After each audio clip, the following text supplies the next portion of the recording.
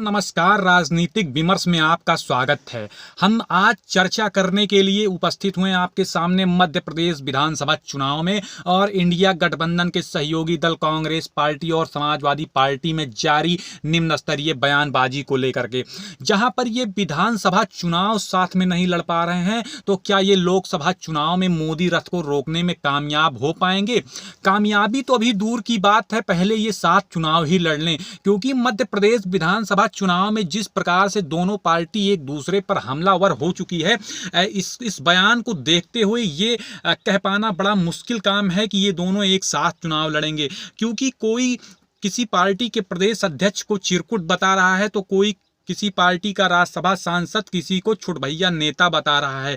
अरे और किसी को क्या वो बता रहे हैं, पूर्व मुख्यमंत्री मध्य प्रदेश के कमलनाथ को हम बात कर रहे हैं, प्रोफेसर राम गोपाल यादव की। प्रोफेसर राम गोपाल यादव ने कमलनाथ को छुटभैया नेता बताया, तो वहीं पर अखिलेश यादव ने कांग्रेस पार्टी के प्रदेश अध्यक्ष को चिरकुट बताया। तो वहीं पर अब कांग्रेस पार्टी वाले भी कहाँ चुप रहने वाले थे। कांग्रेस पार्टी वालों ने भी अखिलेश यादव को तो पहचानने से ही इनकार कर दिया। मध्य प्रदेश विधानसभा चुनाव में जहां पर कांग्रेस पार्टी ने समाजवादी पार्टी के लिए एक सीट नहीं छोड़ी, इसी से खफा समाजवादी पार्टी ने कांग्रेस पार्टी पर लगातार बयान देने शुरू कर दिए और इंडिया गठबंधन में अपना कर्तव्य निभाने की भूमिका पर उन्होंने कहा कि ये सीधा गठबंधन की तौहीन कर रहे हैं। समाजवादी पार्टी को हम आपको बता दें कि समाजवादी पार्टी मध्य प्रदेश में 6 विधानसभा सीटों पर अपने कैंडिडेट को उतारना चाहती थी, लेकिन 6 की तो बात ही छोड़िए, कांग्रेस पार्टी ने तो सपा के लिए एक सीट भी नहीं छोड़ी। अब इसी से खफा अखिलेश यादव ने भी कहा कि अब हम अपने 30 कैंडिडेट को विधानसभा के रण में उतारने की घोषणा करते हैं। जैसे ही अखिलेश यादव ने यह ऐलान किया कि तुरंत कांग्रेस पार्टी में सरगर्मी तेज हो गई। क्योंकि सरगर्मी इसलिए तेज हो गई क्योंकि मध्य प्रदेश विधानसभा चुनाव में भारतीय जनता पार्टी भी और कांग्रेस पार्टी दोनों की लड़ाई इस बार कांटे की है। जहां पर 2018 में मुकाबला काफी सीरियस मुकाबला था, क्योंकि भाजपा 109 सीटें जीती थी और कांग्रेस 114 सीटें जीती थी। तो इस बार भी मुकाबला काफी कांटे का होने वाला है। इसी को देखते हुए कांग्रेस पार्टी किसी भी प्रकार की चूक नहीं करना चाहती है और इधर अखिलेश यादव ने क्या 30 कैंडिडेटों को उतारने की घोषणा की, इसीलिए सरगर्मी तेज हो गई। क्योंकि समाजवादी पार्टी के जब 30 कैंडिडेट जिन विधानसभाओं पर उतारे जाएंगे, वहां पर कहीं ना कहीं वो कांग्रेस पार्टी का ही वोट काटने का काम करेंगे। और इससे फायदा किसे होगा? इससे फायदा होगा भारतीय जनता पार्टी को। क्योंकि भाई जहां पर कांग्रेस पार्टी का कैंडिडेट जीतने की स्थिति में है, वहां पर जब समाजवादी पार्टी का कैंडिडेट उतरेगा तो जाहिर सी बात है कि भारतीय जनता पार्टी को वहां पर लाभ होगा। और मध्य प्रदेश में समाजवादी पार्टी को वही वोटर वोट करेगा जिसे मोदी रथ रोकना होगा।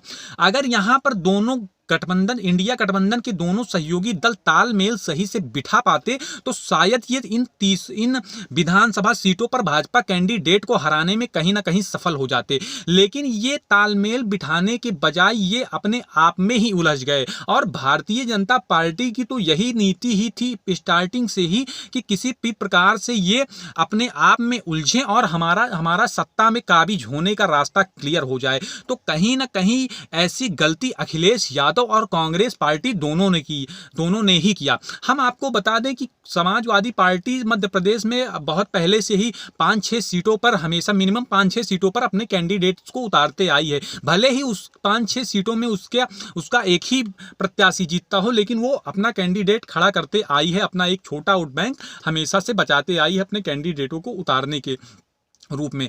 अगर कांग्रेस पार्टी समाजवादी पार्टी को सीट दे देती, लगभग 4 से 5 सीट ये दे देती, तो कहीं ना कहीं इनका तालमेल बैठ जाता और ये प्लस पॉइंट में होते। लेकिन जब ये समाजवादी पार्टी को इन विधानसभा में सीट नहीं दे रहे हैं, तो कहीं ना कहीं कांग्रेस पार्टी के लिए ही दिक्कत होनी तय है। क्योंकि यदि सत्ता में जाना था तो इनको थोड़ा सा त्याग करना चाहिए था, लेकिन अब करे भी क्या? क्योंकि कांग्रेस पार्टी में भी 2 गुट है मध्य प्रदेश में। अगर हम आला कमान को, शीर्ष नेतृत्व को मान लें तो 3 गुट है। टिकट किसे मिले? क्योंकि टिकट की मारामारी पहले से ही मध्य प्रदेश में है। कोई कह रहा है कि कमलनाथ के कैंडिडेट को ज्यादा टिकट मिल रहा है, तो कोई दिग्विजय के कैंडिडेट को बता रहा है। अब शीर्ष नेतृत्व दिग्विजय के कैंडिडेट को टिकट दे, या फिर समाजवादी पार्टी के कैंडिडेट को टिकट दे, या फिर कमलनाथ को दे, या फिर शीर्ष नेतृत्व का भी तो एक गुट है, या फिर वो अपने गुट के व्यक्ति को टिकट दे।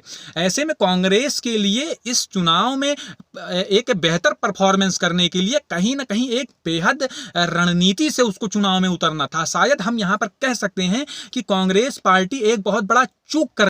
अब इस सपा और कांग्रेस के जो इन दोनों के बीच में नाराजगी की कसमकस है, क्या इस कसमकस के बीच में ये विधानसभा चुनाव को जीत पाते हैं या नहीं जीत पाते हैं?